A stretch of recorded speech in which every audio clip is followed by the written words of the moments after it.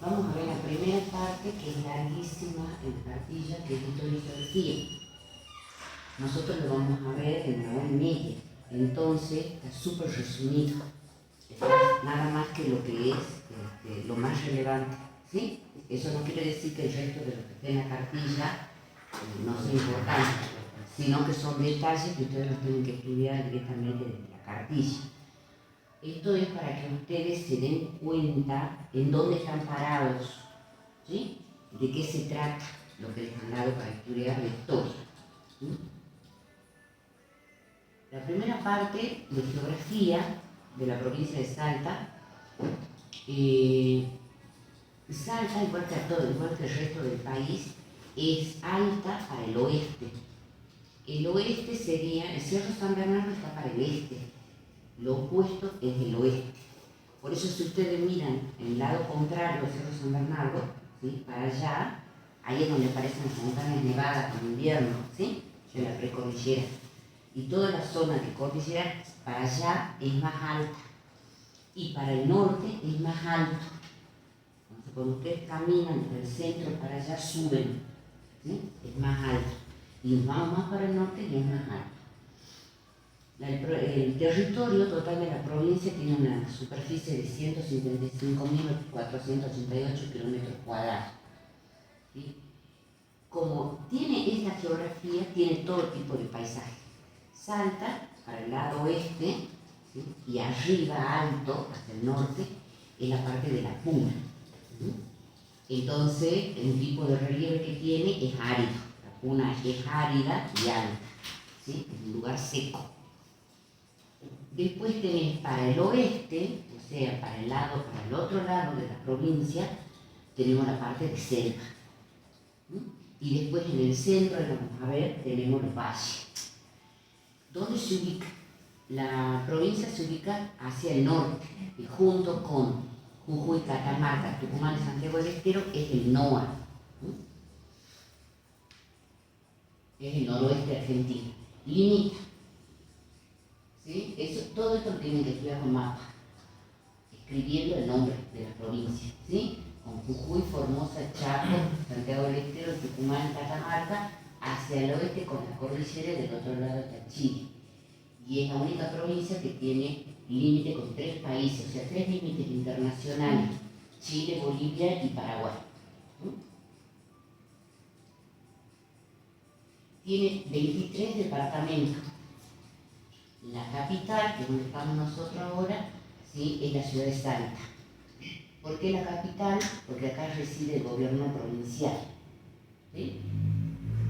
Y a la vez cada departamento va a tener su, ¿cómo se llama? Intendente, ¿sí? Que son los jefes de cada departamento. Bien. Ahora, hay un sector que se llama la Gran Salta. La Gran Salta es el departamento de capital más La Caldera, ¿no? Hacia el norte, y Cerrillo, hasta donde está Villa Los Álamos. Toda esa zona es lo que se conoce como la Gran Salta. ¿Qué quiere decir? Que está concentrada la mayor cantidad de personas en toda la provincia. Es la parte donde están más los aglomerados urbanos. Urbano quiere decir ciudad. Entonces es la parte donde hay más habitantes. Esa es la Gran Salta. Tiene en total, en toda la provincia, 1.440.672 habitantes, ¿no? Por ejemplo, en Buenos Aires hay un barrio que tiene esa cantidad de habitantes, que es Matanza. La Matanza tiene más de 1.000.000 de habitantes. Ese para que vean cómo somos pocos habitantes en un territorio muy amplio, por eso estamos muy distribuidos. Claro. Y acá, en la capital, hay 627.000 personas, es la parte más poblada.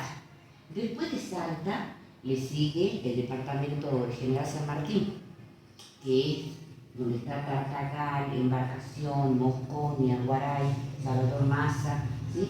General Vallivian. Cada uno de esas localidades tiene sus intendentes también, ¿sí? La diferencia es enorme, son 178.000 y pico de personas ahí, en total, ¿no? Esa es la parte, digamos, es el segundo lugar más poblado. Y el que menos población tiene es La Poma, ¿no? Que son 1.800 personas en total. ¿Alguien conoce La Poma? ¿No? Bueno, es zona de puna. ¿No? Las personas, los seres humanos, buscamos lugares que tengan un clima templado y que tengan agua. Ahí se producen los asentamientos. ¿Sí? Por eso, en Argentina, el lugar más poblado es la zona templada, que es Buenos Aires, Córdoba, sur de Santa Fe. ¿Por qué? Por el clima. Es un clima templado, es un clima que no hace demasiado calor, no hace demasiado frío, no llueve mucho, pero tampoco hay escasez de agua.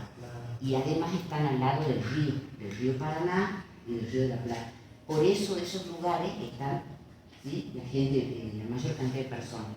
Y lo mismo sucede acá con la provincia. La capital está en la zona del valle, nosotros somos un valle. Un valle es como un pozo rodeado de montañas, ¿no? Entonces, nosotros estamos en una parte que tiene mucha agua. Ustedes han visto que vamos, cruzamos el río Arenales, vamos para un valle, cruzamos el Arenales, cruzamos otra vez otro río, ¿no? La cuenca está en la, ¿cómo se llama la avenida? La Tabela, todos vamos cruzando el río. Antes, la calle San Martín era el río, o sea, el río va por abajo. Toda la Hipólito Yrigoyen es un río, por eso está el canal ahí. ¿Sí? La terminal, todo eso es río. Nomás que se construye encima y el canal va por abajo. ¿Sí? Dicen que cuando llegaron los españoles acá, a Salta, y vieron desde los cerros lo que era el valle, era todo cruzado, todo un valle cruzado de ríos. Estamos en el río. Otra calle que es río es la Belgrano, la Casero, la España. Por eso esas calles se inundan en verano cuando llueve mucho. Viste que se inundan y llevan cantidad de agua. Y el agua baja desde la zona del Gran Bur. Desde ahí baja, ¿sí?, hacia el centro. O sea, que Salta tiene muchísima agua abajo. Con respecto a las características físicas, ahí se ven, ustedes pueden ver en verde, ¿no? Toda la parte verde es el oeste, ¿no? Y la otra parte es de montaña, la parte occidental, ¿sí? Entonces, esta parte es la llanura chaqueña. ¿Sí? ¿Este qué es? Santiago del Estero. Chaco, Formosa. ¿Sí? Este es el río Bermejo y este es el Pilcomayo. El dique para correr por acá. ¿Sí? Bueno, acá tienen la llanura chaqueña, donde está Anta, donde está toda esa zona, ¿sí? Y en esta parte está la capital. Y después está la cordillera oriental, la puna y la cordillera occidental. Bien. Nosotros estamos ahí, al medio, ¿ven? Donde ese puntito blanco, ¿sí? Ahí estamos ubicados nosotros. ¿Sí? Bien, esto sería si ustedes pudieran ver desde abajo cómo es la provincia, ¿no? Hacia la izquierda es el oeste, desde la derecha es el este, ¿sí?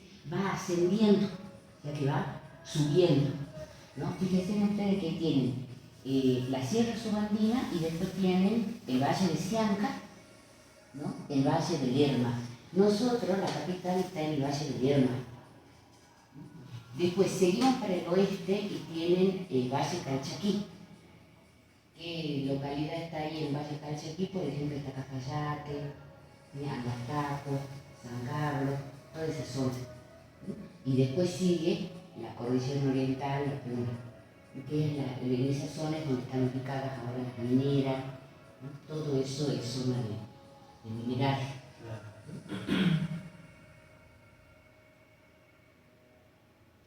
Bueno, la región chaqueña, fíjese, que ahora lo vemos, digamos, en el mapa, recién lo veíamos en el otro mapa físico. Toda esta zona, ¿qué zona es la zona verde? Bueno, es la zona donde está Anta, que les decía recién, Rivadavia, Banda Sur, ¿no? Donde habitan los huichí, toda esa zona. Actualmente toda esa zona de la región chaqueña se ha ido transformando en una zona de soja, donde hay muchísima tala de árboles para plantar soja y vacas. Nunca Salta antes, en la historia, tenían fincas con mucho ganado, porque el relieve no es adecuado para ganado. Pero todo eso se ha ido desmontando, ¿sí? Y se ha ido, digamos, se va extendiendo la frontera agrícola. Hay regiones ahí protegidas que no se deberían talar, o sea, está prohibido.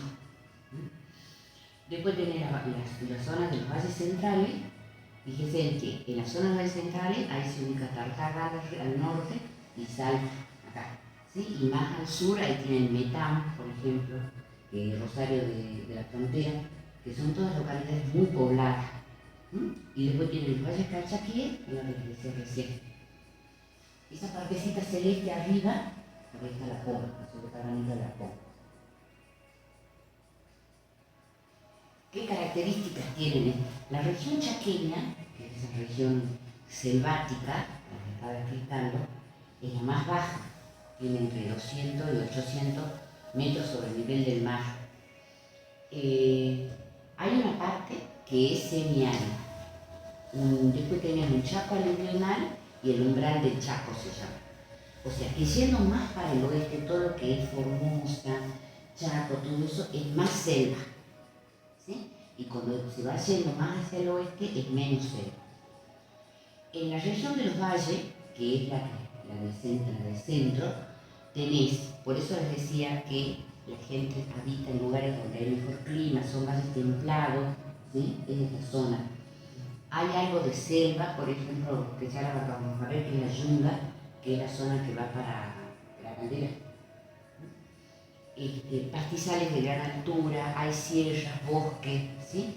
Y ese es el pie de monte húmedos, eso lo van a ver en Salta, lo pueden ver en Jujuy y lo van a ver en Bolivia únicamente.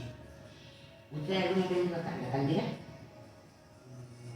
Nunca han ido a la caldera que tiene donde está el Cristo. ¿Sí? Bien. Todo el camino, ¿sí? Es con muchas curvas, ¿no? ¿Y qué tienen? A la derecha tienen la montaña, ¿sí? ¿Y cómo es la montaña? No es una montaña pelada de piedras, es una montaña selvática, ¿no? Y cae agua. En verano, ¿viste? Cuando llueve, te va atravesando el camino el agua. Hacia la izquierda tienen como una especie de precipicio, un corte, y después abajo el río. Bueno, eso, mucho más grande, lo ven en el camino cuando ustedes cruzan la frontera Bolivia y van para la primera localidad de Bolivia, el camino que va de Tarija, ya sea desde Tartagal o de Orán para Tarija. Es impresionante el camino. Vos vas arriba de las nubes, ¿sí? Vos vas en el colectivo y las nubes están abajo. No se ve el fondo del río por la altura que tiene. Pero la parte de montaña, ¿no? Es montaña y selva. Eso se llama pie de montes húmedos. ¿Sí? Y esas son las yungas, que es una zona protegida y que hay 2 yungas en todo el planeta. Es selva de montaña, con ríos. Y después tenés para el oeste los valles Calchaquí, que también se llaman la cordillera oriental.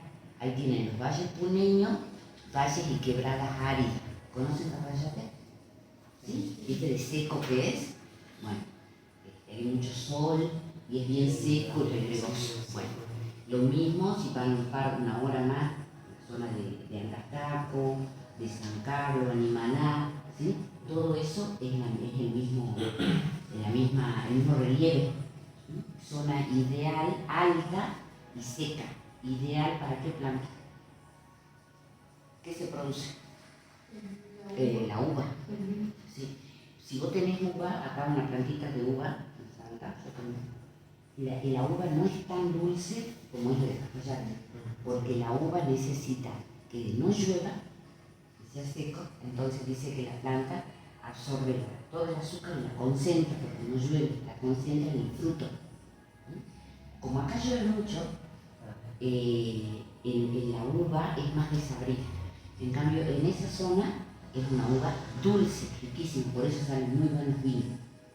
Entonces la vid necesita altura y que sea clima seco.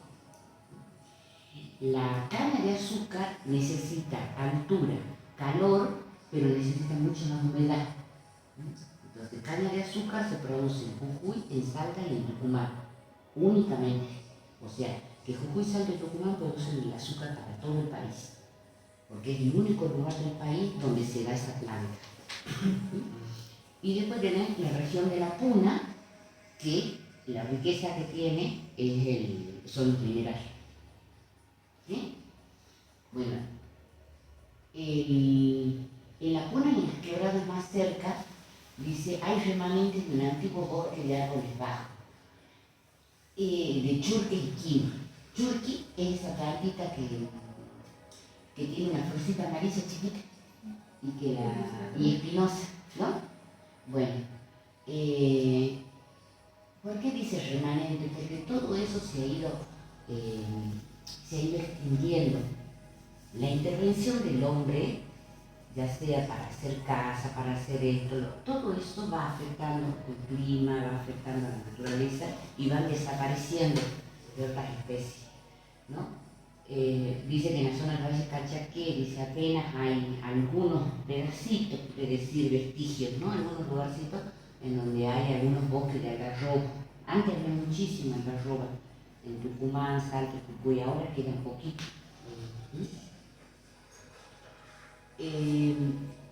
Eso que están ahí, esa es la yunga, o selva a pie de monte. Esa foto que ven ahí, que yo les decía que se ven las nubes abajo, porque es altura, o sea, es una selva de altura. Entre las especies naturales que hay en esos lugares está el jacarandá, que también se le dice tarcos, ¿sí? Tipas, cebiles, molle, ¿sí? Todas esas son plantas propias de ese tipo de clima. ¿Sí?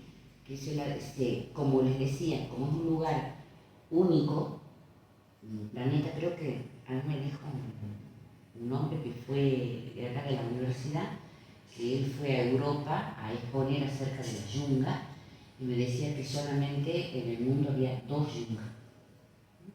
Esta que tenemos acá en el norte, no me acuerdo dónde había otra, y no hay más.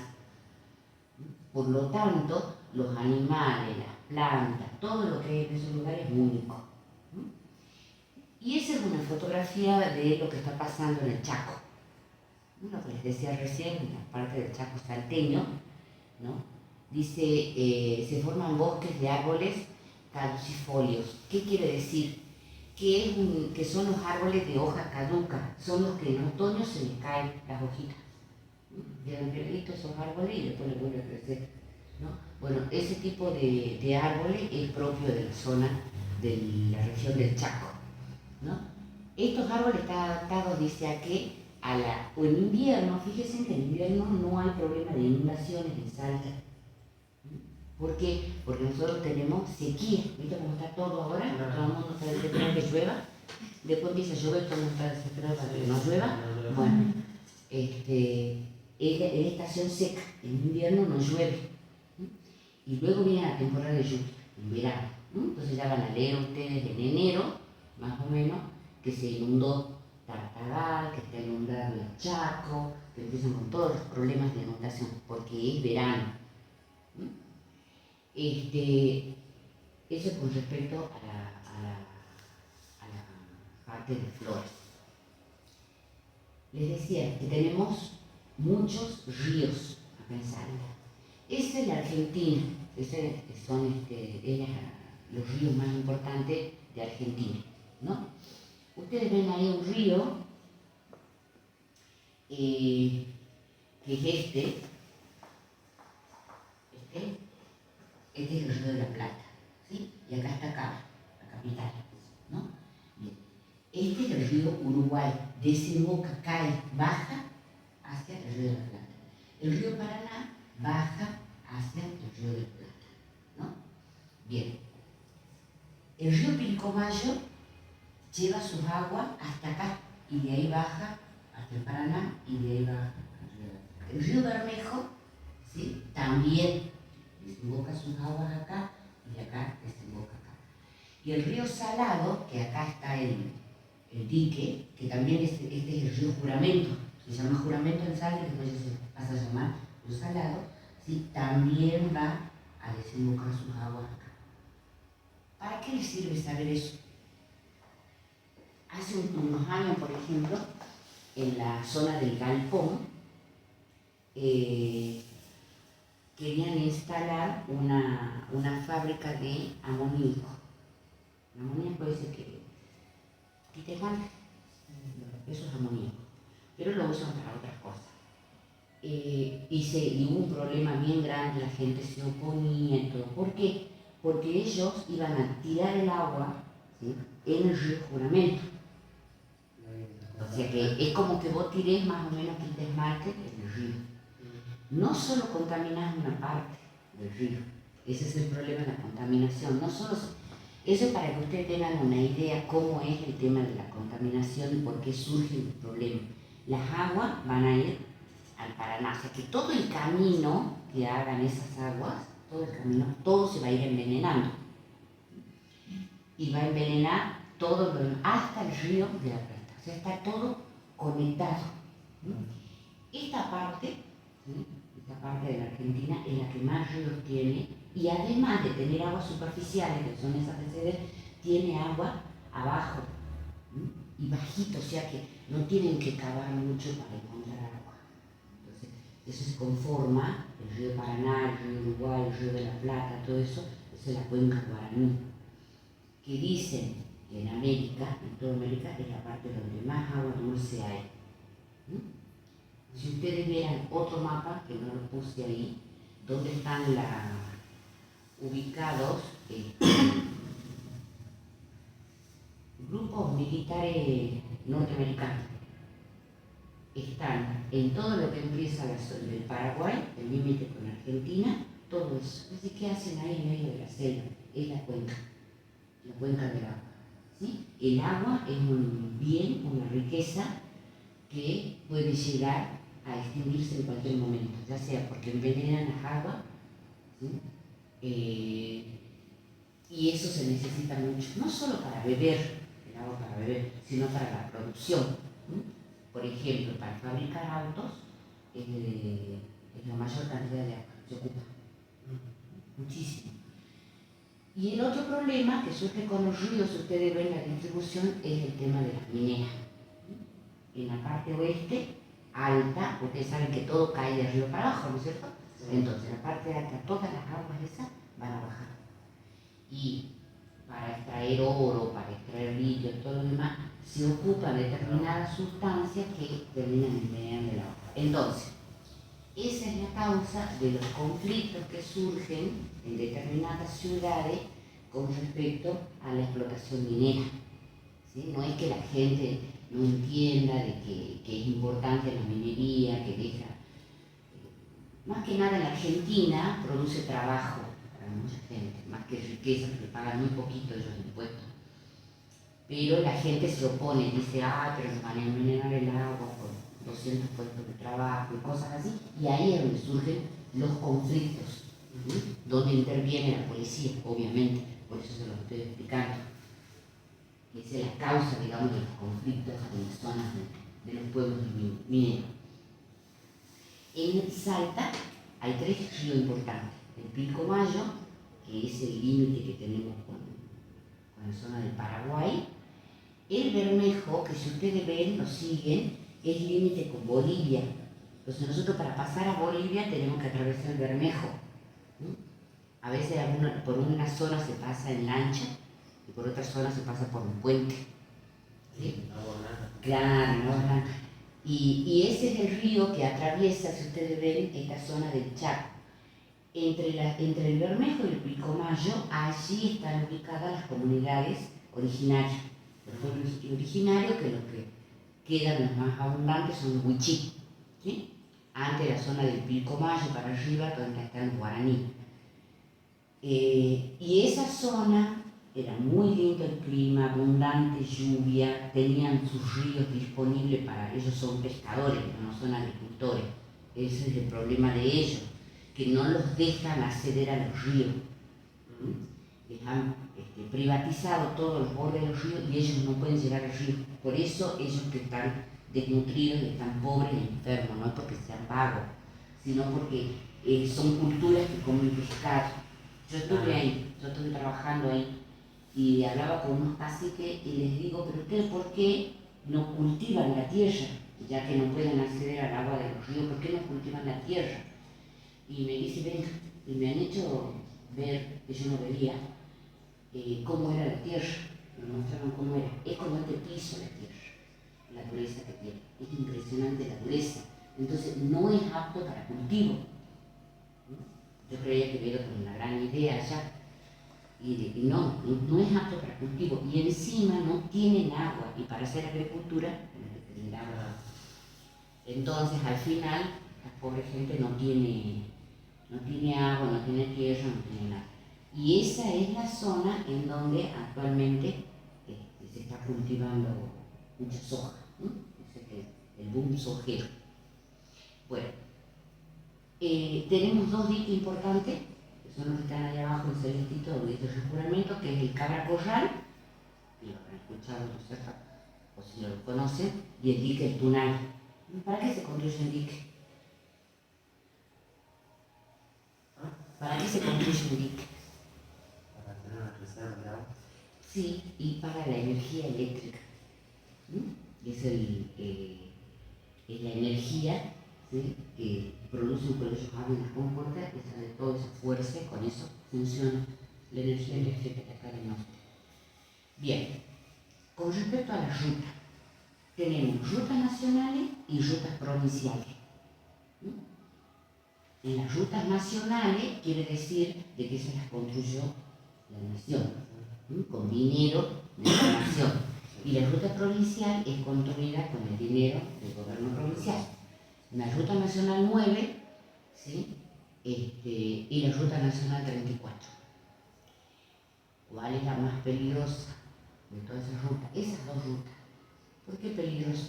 Ahí tiene mucha actividad gendarmería, el ejército y la policía en esa ruta, la 34 y la 9. Fíjense que la ruta 9, ¿sí?, sale. Las rutas que salen del país son rutas peligrosas. ¿Por qué peligrosas? Por el tráfico, ya sea de narcóticos, de armas o de personas. Entonces, por eso se dice que son conflictivas. La ruta de 50 es la que une Orán con Bermejo, ¿no? Y de Bermejo cruzan para el otro lado del río y ya están en Bolivia. Las 16 y la 81 son esas rutas bien deshabitadas que van para el lado de Chaco, Formosa, ¿sí?, que aparte de ser recta, deshabitada, hace muchísimo calor para ir para ese lado. Y Ruta Nacional 51, que es la que sube para San Antonio del Cobre. Esas son las rutas nacionales. Entonces la 9, la 34, la 50, la 16, la 89, la 51, que para estudiarlas yo las ordenaría de menor a mayor los números para acordarme, ¿sí? Y las marcan en el mapa. Esto tiene, geografía se estudia con mapa. Entonces ustedes tienen que agarrar un mapa de Salta, de eso de la secundaria, y marcar dónde están las rutas para acordarse, por si acaso. ¿Sí? Sí. Bueno, eso, ahí termina la parte de geografía. Esos temas son importantes para un futuro policía, ¿sí? Por eso están en la cartilla. Dicen que se van a ir a la Ruta Nacional 9 y ustedes no van a saber para dónde van a ir. ¿Estamos? Bueno. Ahora, con respecto a la historia de la fundación de Salta, que fue el 16 de abril de 1582, y la fundó don Hernando de Lerma. ¿Y a dónde está el monumento a Hernando de Lerma? Todos hemos pasado por el monumento a Hernando de Lerma en Salta. Todos. ¿No es el que está acá en San Martín? No. Pues sí, igual que El monólogo. ¿Se acuerdan del monólogo que está en la peatonal? Ahí estaba. El monólogo que está ahí en la peatonal, frente de la tienda de San Juan. Ahí está, don Hernando de Lerma. Después han hecho reclamos y todo para que lo saquen ahí. ¿Qué ¿Qué es lo que sucede? Que con respecto a la historia de la colonia, ¿no? Durante gran parte del tiempo hubo como una historia que nos hacía idealizar a los españoles, ¿no? Y sentirnos orgullosos de haber sido colonizados y conquistados por los españoles. ¿Sí? Hubo una parte de la historia que fue así. Entonces, tanto los españoles como los descendientes de los españoles eran un sector privilegiado. ¿Sí? Entonces todos queríamos ser blancos y ojos claritos, ¿no? Como ellos. Y no descendientes de los que perdieron, que son los indígenas. ¿Sí? Luego vino una revisión de la historia de cómo había sido esto, y entonces viene una parte de la historia negra, digamos, ¿no? De todo lo que hicieron para poder dominar esta región. Eso implica la muerte de muchísimas personas, el dominio, ¿no? Entonces ya surgen estos grupos, movimientos que defienden a rajatabla, que somos niños, etc. Los argentinos somos mestizos, todos los argentinos. Acá las familias más blancas de Salta incluso, si van para atrás, en sus antepasados, en todos hay una india, una mujer india, ¿sí? Originaria. ¿Por qué? Porque los españoles cuando llegaron acá llegaron solos, no venían con esposa, venían solos, eran todos hombres. Nunca viajó una mujer en un barco para venir a conquistar estas tierras.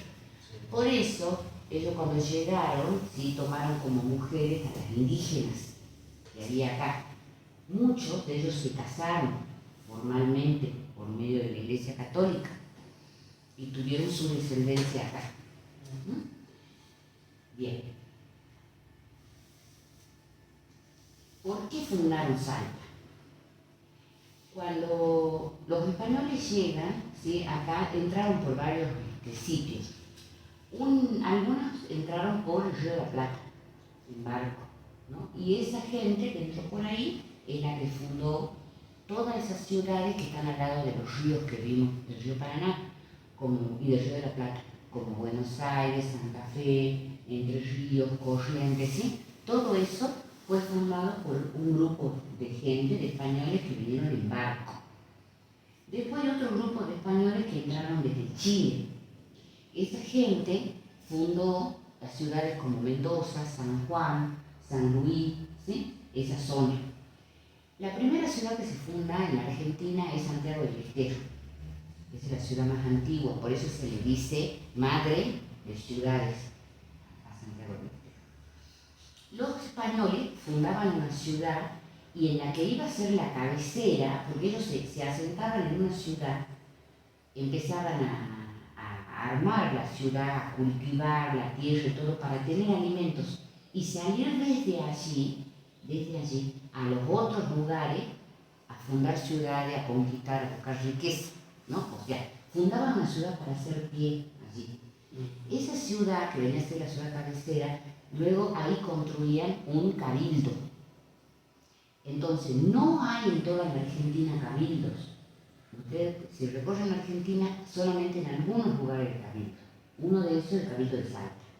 Quiere decir entonces que Salta era cabecera, ¿sí? De un lugar grande. Ahí, la cabecera, ahí es donde estaba el gobernador intendente. Ahora bien, la riqueza, el gran interés que tenían los españoles estaba en Potosí.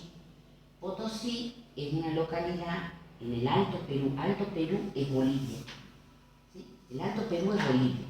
Entonces, allí estaba el Cerro del Potosí, de donde se extraían enormes cantidades de plata. Es un cerro de plata.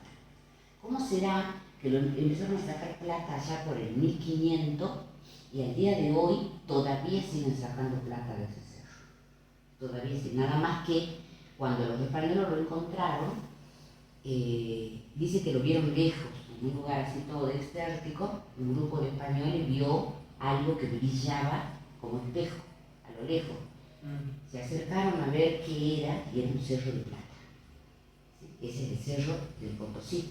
Entonces después, cuando vieron que era plata, obviamente la parte de afuera se sacaron primero. Cuando se acabó lo de afuera, empezaron a hacer las minas para entrar. ¿Sí? Obviamente no trabajaban ellos, trabajaban los indígenas, ¿sí? Esa era la mitad. ¿Sí? Sacaban la plata. Y actualmente tienen que entrar mucho más profundo. Bueno, entonces, ¿qué hicieron? Fundaron ahí una ciudad, que es Villa Rica del Potosí, así se llamaba, una ciudad muy rica, ¿no? En donde habitaban, obviamente, españoles ricos que comerciaban con la plata, que llevaban, exportaban y todo lo demás, y muchos indígenas. Lo que sucedía es que los indígenas que llevaban, por ejemplo, los llevaban de acá, del norte, ¿no? Dicen que en cada partida que iban caminando, llevaban las mulas cargadas con cosas y la gente caminando. Pero de cada hombre joven que se llevaba para las minas del Potosí, iba también su familia, lo seguía la esposa, los hijos, toda la familia lo seguía. Entonces dice que a veces eran partidas de hasta 13.000, 15.000 personas caminando para el Potosí. Y se instalaban ahí, obviamente. Era muy importante, ¿sí? ¿Por qué? Porque de acá de Córdoba, en Córdoba, era el lugar en donde se producían las mulas. La mula era el medio de transporte por excelencia en ese momento. No para ir arriba de la mula, sino de carga. Era el camión de ahora, eran las mulas, ¿no? Y eso se producía en Córdoba. ¿Saben lo que es la mula, no? Hija, ¿de quién es la mula? No, nada que ver. De la yegua y el burro. Es un animal híbrido. O sea, la mula no tiene hijos. Es una cruza de burro y de yegua. Entonces tiene fuerza, altura, fuerza impresionante. ¿Y por qué se la usa para cargar? Por la fuerza. ¿Y por qué se la usa para ir a la montaña? Porque es un animal muy miedoso, muy miedoso. Entonces va tocando así con su patita que no se desmorone. Entonces es muy raro que una mula se desmorone y se caiga. Ustedes han visto parte de la yunga cómo es el camino, ¿no? Entonces es bien difícil que se vaya a caer, aparte de la fuerza que tiene para cargar animales. En Córdoba se producían las mulas y nacían. Después las traían a Salta. Y acá en Salta, en Sumalao, no sé si conocen, ¿sí? Bueno, ahí en Sumalao, que ahora no es nada, ahorita todo el lugar ahí, lo único que está la iglesia de Cristo de Sumalao. Bueno, en esa zona, ahí existía la feria de mula más grande del mundo. Estamos hablando del siglo XVI, siglo XVII, quiere decir 1500, 1600. Y ahí se hacían esas ferias, se estacionaban las mulas, todo eso eran corrales, ¿no? Y se las tenían para engorde, o sea, para que crezcan. ¿Cómo hacemos para que alguien engorde? Lo dejamos quietito y le damos de comer, ¿no? Entonces, ahí estaban en corrales y se les daba de comer. Y luego venían de Potosí, venían de Jujuy, de Tucumán, todo, gente muy rica, ¿sí? Descendientes de españoles, que venían a comprar mulas. Es como ahora tener una flota de camiones, ¿sí? Ese nivel. Y después con esas mulas que las vendían en el norte de Chile, ¿sí? O las vendían o llevaban directamente mercadería para allá. ¿Qué mercadería se llevaba? De Tucumán, por ejemplo, en Tucumán se producía la rueda de las carretas, de todos esos carros, todo eso era en Tucumán. Para cargar eso necesitaba un animal muy fuerte. ¿Y qué más? Algodón, también de Tucumán, y todo tipo de productos. Y con eso iban hasta el Potosí. Y otras cosas bajaban, ¿sí? Para Buenos Aires, para Córdoba. Entonces, ¿qué necesitaban? Necesitaban ciudades que fueran, ¿sí? Ubicándose a lo largo de ese camino. Para seguridad, para tramitar tránsito de documentación, de mercadería, etc. Esa es la razón. Salta es un lugar estratégico. Está cerca de Potosí, está cerca de Chile y estaba, digamos, desde Perú hasta acá, es mucho más cerca Salta de Buenos Aires. Por eso se fundó. ¿Sí? ¿Por qué fue Salta? Supongo que porque llegaron acá. Porque, no, vos sabés que el primer español que entra, ¿no? Don Rojas, entra por Humahuaca, por Jujuy. Y Salta tiene una serie de, en ese momento tenía una serie de condiciones ideales. El clima, el agua, y que es un valle que está rodeado, ¿viste?, de montaña. Y queda más cerca de Tucumán. Tucumán siempre es una zona importante, ¿sí?, en el camino. Fíjate vos que si vos haces una línea, Buenos Aires, Córdoba, ¿no? Una línea, ahí está Salta, y si vas derecho está el Potosí. Entonces, para ellos era muy importante esa línea, ¿no? Llegar hasta ahí. Bueno, junto con este sistema de fundar ciudades, obviamente, esta etapa, cuando ya fundan ciudades, es la etapa que empieza la colonia. Antes de la fundación de ciudades se llama conquista. Después ya ellos ya se instalan, porque primero los españoles vienen con la idea de llevarse oro y plata y volver ricos a España, ¿sí?, volver ricos allá. Luego empiezan a quedarse. Incluso después que ya ellos empiezan a hacer ciudades, ya traen esposas españolas para acá.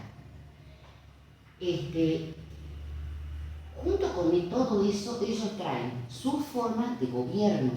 O sea, cómo ellos están organizados allá es una réplica de lo que tenemos acá. Allá tenían rey, acá virrey, ¿sí? Allá también tenían gobernador, incluso el nombre de provincia, Santa Fe, Córdoba, que también existen en España, y les fundaban acá. Bueno, junto con eso ellos traen una institución que funcionaba en el cabildo. El cabildo era el lugar donde era como si fuera la policía y la municipalidad juntas, ¿sí?, y aparte ahí estuvieran los jueces.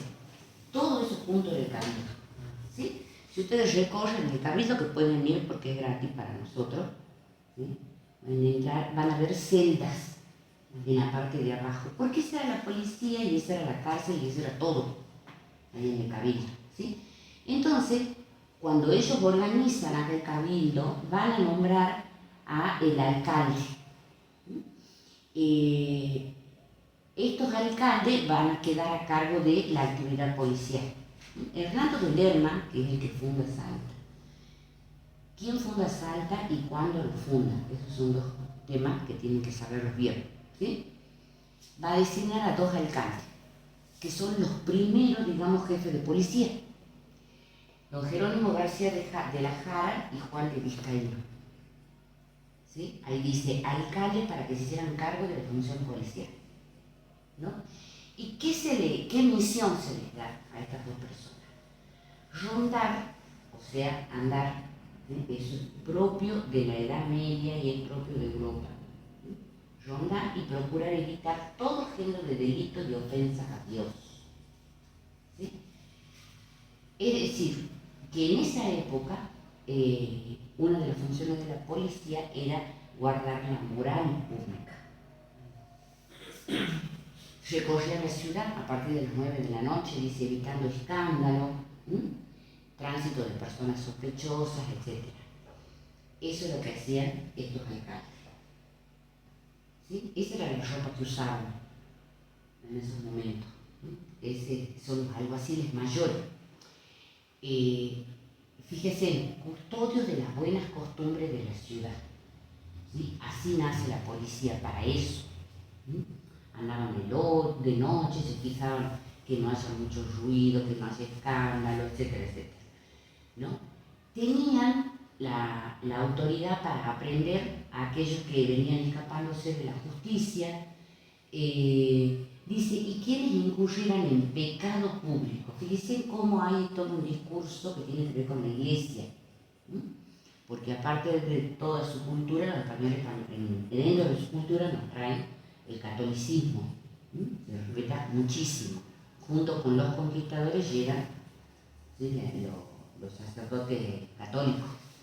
Entonces, se consideraba que merecía, ¿no?, ser detenido quien incurriera en un pecado público, que puede ser borrachera, blasfemia. La blasfemia es insulto a Dios o a la religión, ¿sí?, desacato de otras figuras. Bien, a partir de 1810, ¿qué es lo que sucede? Se termina la colonia.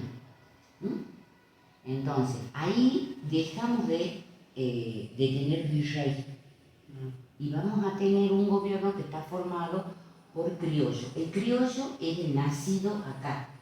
Puede que su papá y su mamá sean españoles, como Belgrano, por ejemplo, como Güemes. Sus padres eran españoles, ¿sí?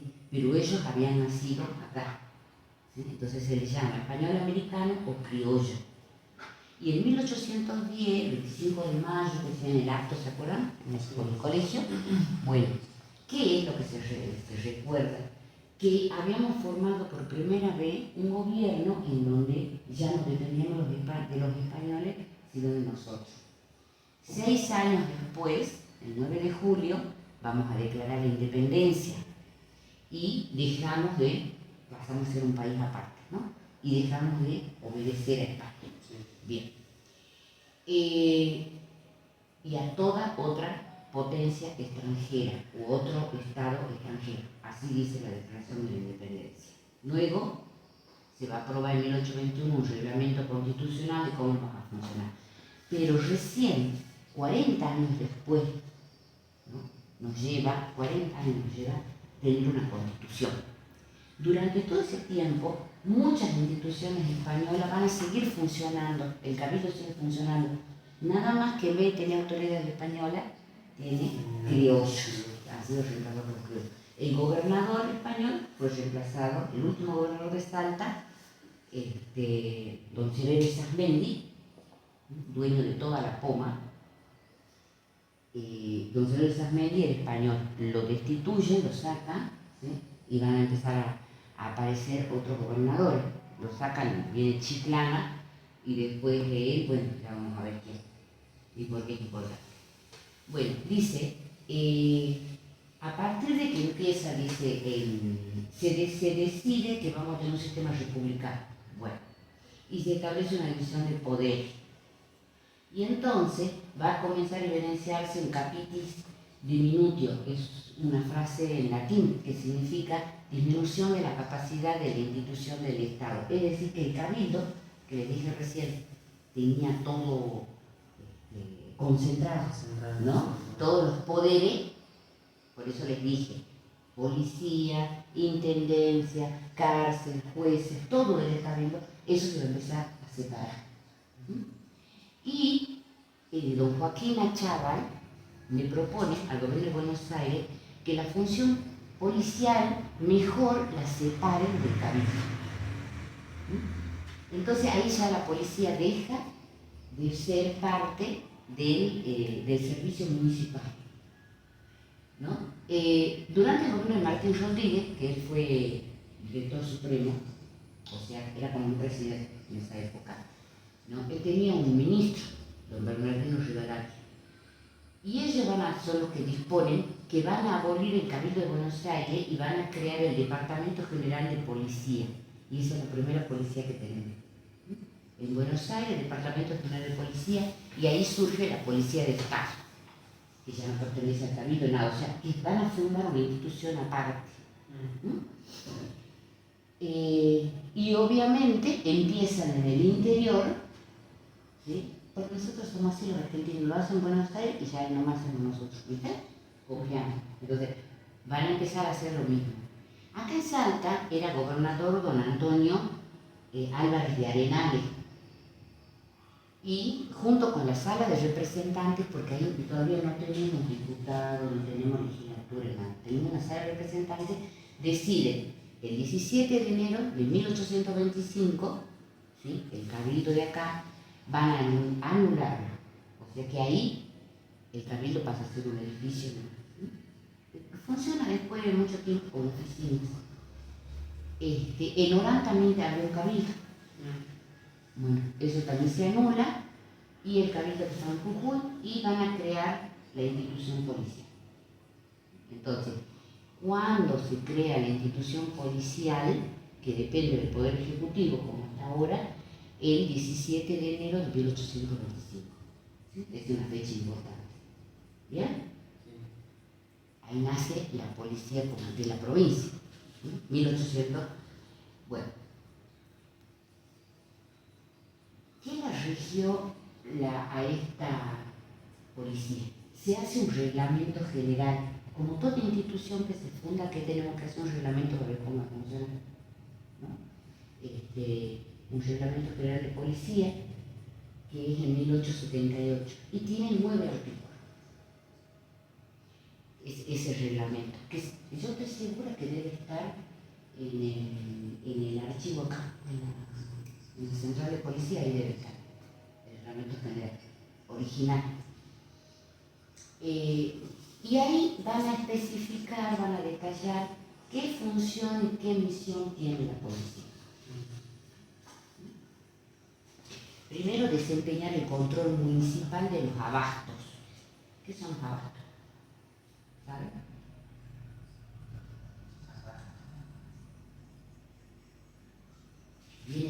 La palabra viene de abastecer, son los mercados.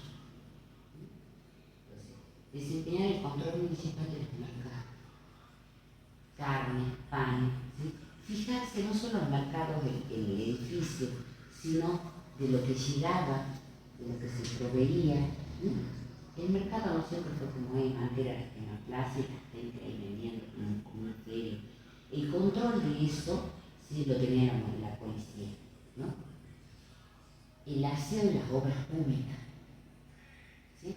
Ustedes van viendo cómo va cambiando lentamente las funciones policiales. Las obras públicas, hacer calle, repartir el agua, controlar que se lleve el agua. Antes se repartía el agua iban en un caballo con un carro, con un tanque grande de agua, el aguatero, y iba por acá por la ciudad, iba repartiendo agua. Y de noche se regaban las calles, no existía asfalto, nada. Entonces de noche se regaban las calles, me decían. Resulta que el reglamento de que tienen que regar las calles de noche de tal hora a tal hora, todavía existe en la municipalidad, no lo han derogado. ¿Sí? Eso es de 1800, cuando no había asfalto. Y ahí quedó ese reglamento, que es obligatorio regar las calles. ¿Sí? Vigilancia y enseñanza a los niños de las escuelas. Es decir, que la policía intervenía en la parte de educación también, ¿no? Designar a las autoridades, la designación de las autoridades policiales, ¿sí? Que tendrían que colaborar con el intendente de policía. Ahí viene a ser el jefe de policía. ¿Quiénes eran? Los alcaldes de barrio, es decir, ahora que tenemos la comisaría, ¿no? Y el comisario en cada uno de los barrios. Bueno, antes se llamaba alcalde de barrio, ¿sí? Y jefe de la partida celadora. Ese era otro cargo, ¿sí? Eso se movilizaba, salía. ¿Conocen ese edificio? ¿Qué? Claro, la central, acá cerquita. El 24 de mayo de 1872 se expropia. Expropia quiere decir de que eso tenía un propietario y el Estado decide de que está buena la ubicación, no está ocupado, así que lo van a usar. Se paga y se compra. Es una manzana completa, unitaria, ¿no? Sí. Bueno, y fíjense en la construcción que tiene en forma de fuerte. Estamos en 1872. ¿Sí? Era don Delfín Leguizamón, era el gobernador. Y ahí se empieza a construir la policía, la sede de la policía. Tiene algunas remodelaciones. Actualmente y hace poquito, el año pasado también se hizo una nueva remodelación. Pero sigue siendo el mismo edificio. ¿Sí? Bien. ¿Quieren descansar un ratito? ¿O quieren decir un ratito más? Sigamos un ratito más.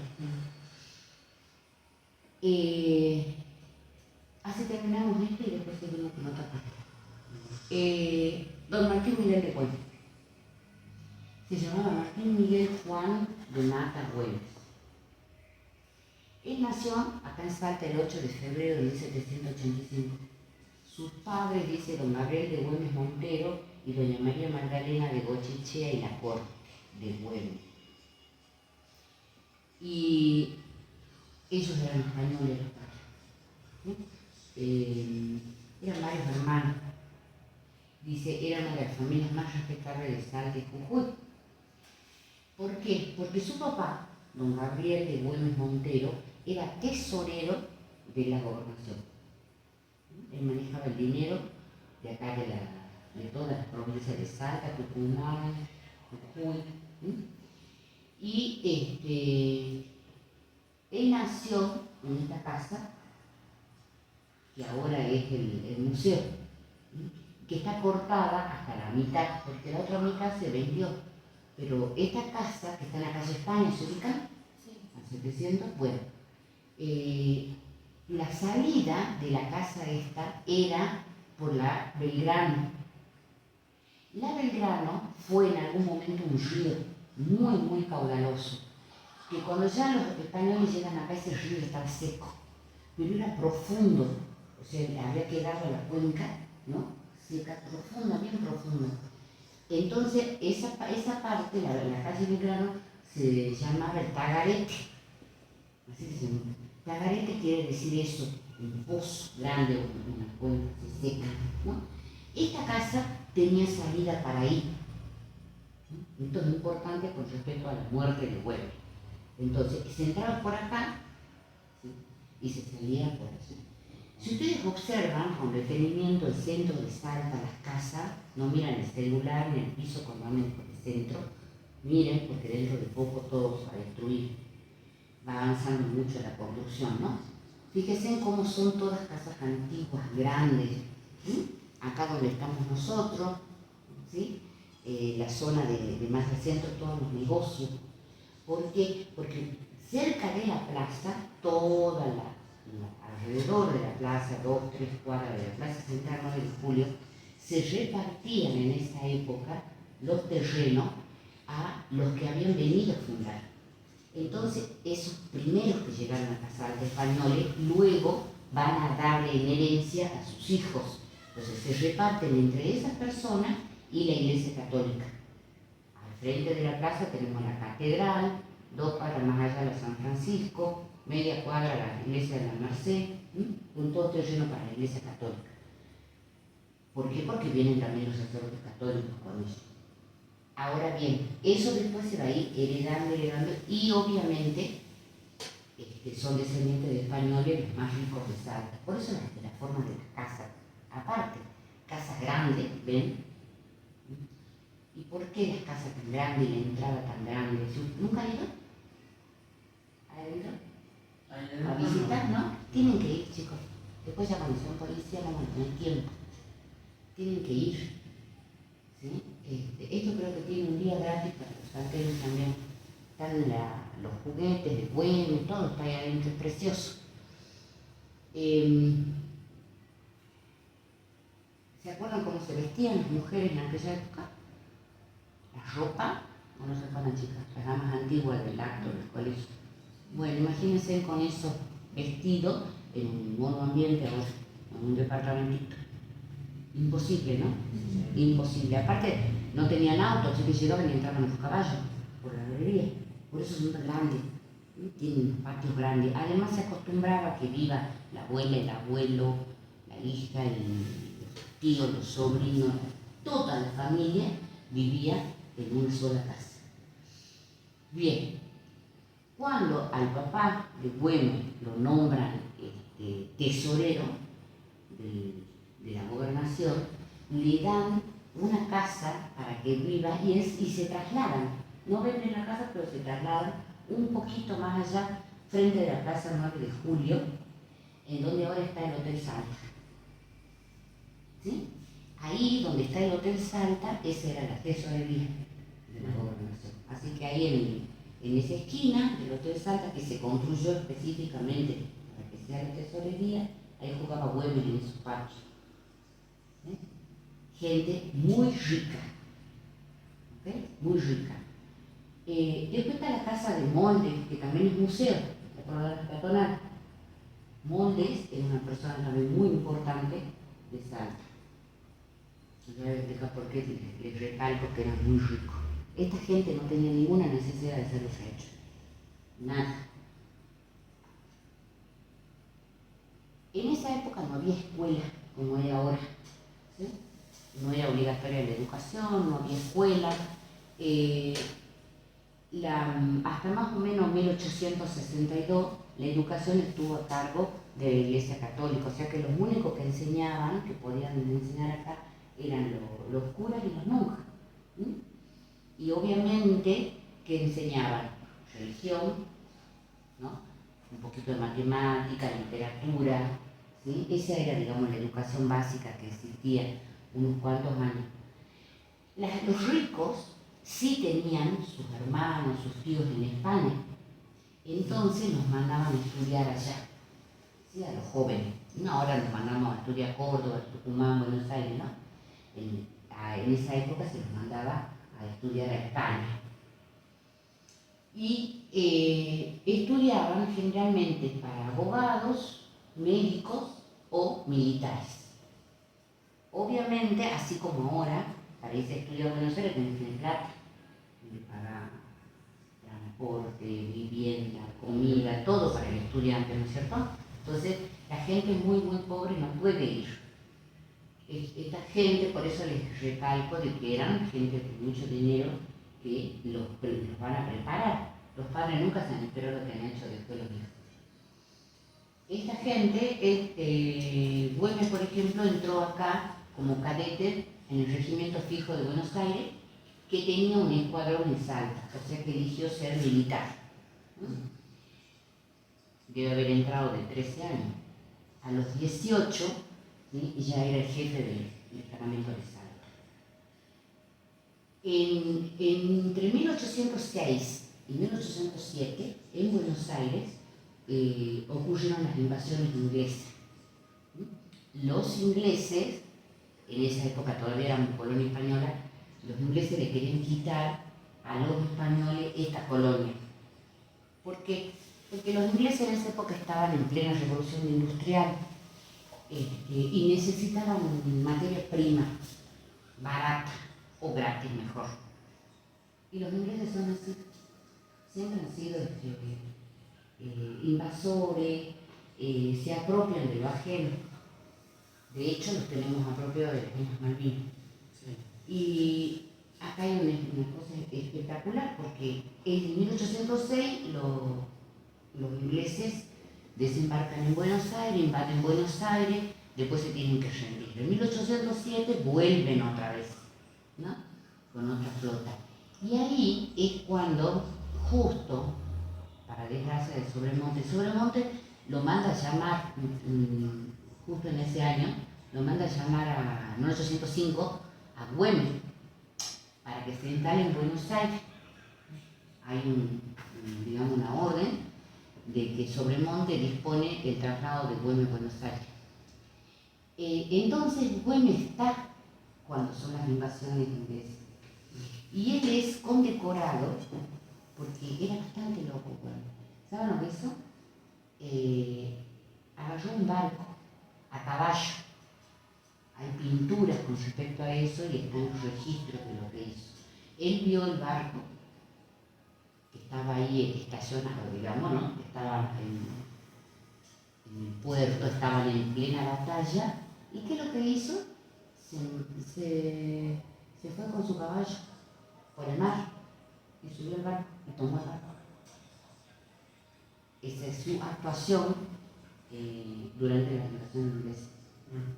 Se destacó por lo que había hecho. Ahí, eso es cuando dice ahí por su actuación, lo que él hizo. Y lo ascienden a alférez graduado. Y lo hacen teniente de milicias. ¿Qué son las milicias? Las milicias son grupos de personas que no tienen preparación militar, pero que por circunstancias del momento se les autoriza a usar armas. Entonces, tenemos personas que tienen autoridad, están autorizadas por el Estado para usar las armas, ¿sí? Que son las Fuerzas Armadas, todos, Gendarmería, toda la parte del Ejército y la Policía. Puede usar armas, ¿sí? Si yo me vengo en el colectivo con un arma acá, puesta al costado, no llego. No llego porque la gente me va a ver y van a llamar 911 y me van a bajar por loca. El colectivo, ¿no? ¿Qué le pasa? Que anda con un arma. Pero sí sube la policía con un arma. ¿Sí? ¿Y por qué lo tomamos como que obvio que tienen que tener armas? Porque están autorizados. Ahora, en esa época que estamos hablando, no hay ejército en Argentina. ¿Sí? Entonces, teníamos que recurrir a milicia, es decir, se le daba armas, ¿no?, a los vecinos, la gente común y corriente, a los hombres, para que carguen armas y para que defiendan. De hecho, a Buenos Aires lo terminan defendiendo la gente de Buenos Aires, porque Sobremonte, cuando ve que están desembarcando los ingleses, toma el tesoro del Estado, del virreinato, y huye a Córdoba y deja solos a todos los de Buenos Aires. Bueno, lo ponen a Güemes a cargo de este teniente de esas milicias. ¿Sí? Acá en Salta. En 1810 ocurre esto de que se organiza el primer gobierno patrio, ¿no? O sea, el primer gobierno de criollo. Y lo ponen a cargo de las fuerzas sobre el Alto Perú, o sea, para que él organice acá un grupo de personas y defienda de los españoles que estaban en el Alto Perú. Porque obviamente nosotros cortamos la relación con los españoles y obviamente que los españoles no lo iban a dejar así como así. Entonces inmediatamente España se entera de lo que estaba sucediendo acá y que estábamos en un proceso de independizarnos y obviamente empieza a mandar a sus fuerzas, a sus ejércitos para recuperar esto que estaban perdiendo, estas tierras. Bien, lo ponen, dice, a cargo de 60 jinetes, o sea, a caballo, y eso se llama partida de observación. O sea, a él lo ponen para que él cuide nomás. Él hizo toda otra cosa. Se jugó todo. Y ahí lo nombran capitán de esta partida de observación. Se enfrenta con los españoles en varias oportunidades, ¿no? Y una de las más relevantes es la victoria de Suipacha, en noviembre de 1810.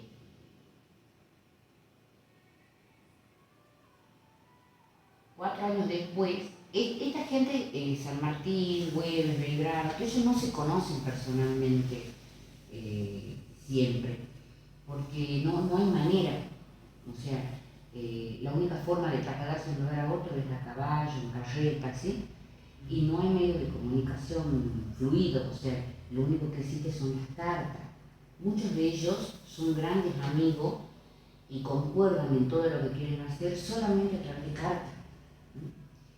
Incluso el general Güemes era muy amigo de Artigas. Artigas era el caudillo del Uruguay, José Gervasio de Artigas. Muy amigos, pero nunca se conocieron. Y las cartas de Güemes con Artigas están acá en el cabildo, en el archivo histórico están las cartas.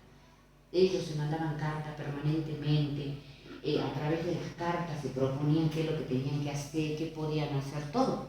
¿Sí? Amigos entrañables, pero por cartas. ¿No? Ahora se ponen novios por WhatsApp, por Facebook. Lo nombra San Martín, se entera de todo lo que está haciendo y cómo se jugaba Güemes acá. Por eso lo nombra comandante. ¿Por qué? Porque San Martín, cuando llega en 1812 acá, hijo de españoles, un español y una mujer guaraní, él se entera en España de lo que está pasando acá. En 1810 se entera. San Martín había estado en España también desde los 13 años militar y había participado a favor, digamos, en el ejército español, luchando contra los franceses que querían invadir España, Napoleón Bonaparte. Él estuvo en ese ejército. Y él pensaba seguir allá su vida. Cuando él se entera de lo que está pasando acá, entonces renuncia al ejército español, se va a Inglaterra. En Inglaterra tiene conversaciones con grupos que formaban logias, Logias son grupos secretos de política. Él tiene conversaciones, contactos, está un tiempo ahí en Inglaterra y de ahí sube un barco y se viene a Buenos Aires. Y llega en 1812, junto con su primo Alvear. Resulta que, cuando se enteran en Buenos Aires quién llegaba, incluso está también en los archivos, está el diario que publicó, dando la noticia que llegaba un gran militar que venía de España, venía a instalarse, y ahí lo nombra al general don José de San Martín. Pero San Martín, les voy a contar, San Martín, ahí en España, era amigo del coronel Molde, salteño, ¿no? Y Molde se recibe de abogado, primero. Entonces San Martín le dice, vos anda primero, y anda contando allá, anda a hablar con la gente, y contarles de lo que está pasando acá. Acá no tenemos gobierno, se está todo desarmando, etcétera, etcétera. Molde viene. Y resulta que, claro, Molde le mandó carta a su familia, que estaba ya se había recibido y que venía. Entonces acá le han preparado fiestas y todo. ¿Saben cuánto demoró Molde en llegar? 1 año. Porque se bajó en Buenos Aires y Molde no está reconocido en los libros de historia. Porque él se llega a Buenos Aires y empieza a reuniones en Buenos Aires, después se va a Córdoba, Santa Fe, Santiago del Estero, Tucumán, preparando el camino para cuando venga San Martín, lo que iban a hacer, preparando la revolución, preparando la independencia. Llega acá y el padre obviamente que se enoja con él, los ha dejado esperando más tiempo. ¿Qué pasaba con Moldes? Moldes odiaba a la gente de Buenos Aires, tenía una aversión con los porteños impresionante. Y además dicen de que tenía un carácter era muy iracundo, era de enojarse fácilmente. Eso le jugó en contra. Vino acá y en vez de trabajar, digamos, de abogado, se puso a las órdenes del ejército y se incorporó al ejército. Él peleaba junto con Belgrano. Bueno, en 1814, dice, Güemes ataca al jefe realista, el coronel Castro, ¿no? Y lo vence, lo hace huir, huye con su gente. El 9 de mayo de ese mismo año, por recomendación de San Martín, lo van a nombrar comandante general de la vanguardia. La vanguardia que adelante o atrás. Los que van adelante o van atrás. Adelante, la vanguardia, y la retaguardia, los que van atrás, ¿sí? Entonces, esas son palabras militares. Entonces, los que van a ir en la vanguardia, los que van a ir adelante del grueso del ejército, ¿no? O del grupo. Y la retaguardia, los que van cuidando las espaldas. Entonces, él viene y organiza su ejército. ¿Con quién organiza su ejército? ¿De dónde sacan los soldados? Para armar el ejército, le dicen que organice. Entonces él busca, Güemes, los Güemes, la familia Güemes, era dueña de todo el territorio que actualmente abarca el departamento Güemes. Todo eso era de ellos. Pero claro, ¿qué es lo que hay? Fincas. Fincas por todos lados aquí en Salta. Entonces, ¿qué es lo que hace Güemes? Junta a los campesinos, los gauchos, los que viven, los que trabajan la tierra, ¿sí? A ellos. Por eso él se gana como enemigo a los españoles. ¿Sí? Los españoles lo toman como una traición, porque él va y le saca a la gente esa. Y les dice, la patria necesita gente, no pueden estar acá trabajando para ustedes. Y se los lleva de prepo. Esa gente, los gauchos de Güemes, son campesinos, son gente empleada de los trabajadores de la finca. Y además les ordena, los obliga a los dueños de las estancias de la finca que les sigan pagando a esta gente. Y además que les den vaca y les den alimento. Y los prepara la milicia, les enseña cómo van a pelear. Por eso yo les recalcaba recién que los orígenes que tienen estos hombres, que no necesitaban hacer eso, Él podría haber heredado el cargo del padre, tranquilamente, ¿sí? Y sin embargo no hace esto. Por esto es que es un prócer y por eso lo recordamos. ¿Mm? Organiza el ejército.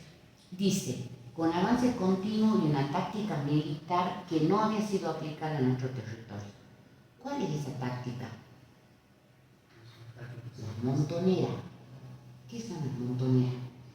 Es una táctica militar que consiste, que digamos se le emplea cuando vos tenés un ejército que es más chico que el otro. El otro ejército es más grande, tiene más armamento, todo, y vos no tenés mucho. Entonces, ¿qué es lo que hacen? Es ataque sorpresa. Esperar que el enemigo esté descansando, esté durmiendo, ¿sí? Rodearlo y hacer un ataque sorpresa rapidísimo, rapidísimo. Una intervención rapidísima para matar a los que se pueda, robarle todas las armas que se pueda y salir. ¿Sí? Y desaparecer. ¿Y dónde se desaparecen? Acá en el cerro. Después aplicó una táctica en la zona de Humahuaca, que es recordada porque venían entrando los españoles, venían del norte, y él lo que hicieron fue a los cactus, están todos esos cactus grandes, les pusieron poncho a todos los cactus. Hasta el día de hoy vos ves los cactus, parecen personas allá arriba de los cerros, ¿no? Entonces, ¿qué le han hecho? Le han puesto poncho y sombrero a todos los cactus. Y entonces los obligaron de alguna manera que los españoles entren por un cañadón. Ellos estaban atrás de los cerros y veían de arriba. Y empezaron a hacer ruido. Esa forma del cañadón hace que hagan eco, que se multiplica el eco. Entonces ellos hacían ruido, de caballos, de todo. ¿Qué hicieron los españoles? Vieron que eran miles de gauchos y encima sentían el ruido como si fue que venían avanzando otras miles. Y en realidad era Güemes con un grupo chiquito. Y huyeron. Dieron la vuelta y huyeron. Son todas tácticas militares. ¿Qué es lo que logran? Que los españoles se retiren hacia el Alto Perú, o sea, hacia Bolivia. No pudieron pasar. Ahí en ese momento, ¿no? En el 1815 hay un lugar en Jujuy que se llama Puerto del Marqués, en Jujuy. Güemes lo que hace es una avanzada contra los españoles y se retira, así como lo estoy explicando, rápido. Hace una avanzada, los vence y huye inmediatamente, o sea, perder la menor cantidad de gente posible. Y en el camino, esto queda más al norte, donde está actualmente San Salvador de Jujuy, ahí está el Puerto del Marqués. Y se viene y pasa por Jujuy. Y ahí encuentra 700 fusiles que eran propiedad del ejército y que estaban para reparación, que los habían dejado ahí. ¿Qué hace Güemes? Levantan todo lleno. Cuando se entera Rondó, que en ese momento era el director supremo, no era el director supremo todavía, era jefe del ejército, se indigna, de Buenos Aires, ¿no? Rondó, ¿no?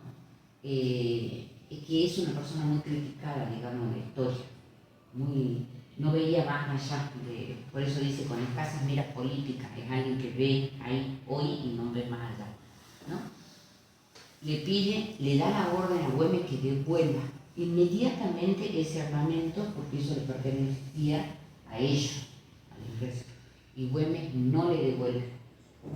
¿Sí? Eso es una desobediencia, eso es insubordinación. Y dice que no. ¿Por qué? Porque nosotros tenemos que arreglar y necesitamos acá.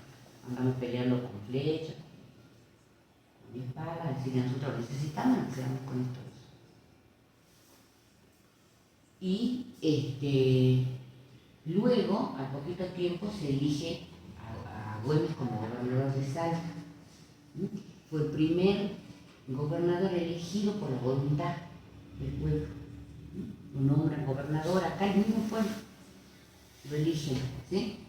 Y Rondó, por supuesto, peor de enojado, porque no hacía caso, por eso se enojaba, ¿no? Y Rondó quería que lo tomen prisionero, quería venir con un ejército para derrocarlo, etc. De hecho, avanza ¿sí? Y ahí se tiene que enfrentar con los gauchos de Güemes, y lo hacen que se pueda. ¿Y quién intercede? San Martín. Intercede con el jefe porteño, dice, para que se retrate, que lo deje a Güemes que haga lo que está haciendo, porque está haciendo su trabajo acá, que es cuidar la frontera norte. Entonces, Güemes era el encargado de cuidar que los españoles no pasen para este lado, porque el ejército español estaba en el Alto Perú. Dice, ahí habla del plan sanmartiniano, que también creo que varias veces lo van a ver ahí en la cartilla. El plan sanmartiniano era volver a ser un solo estado como éramos con el virreinato del Perú.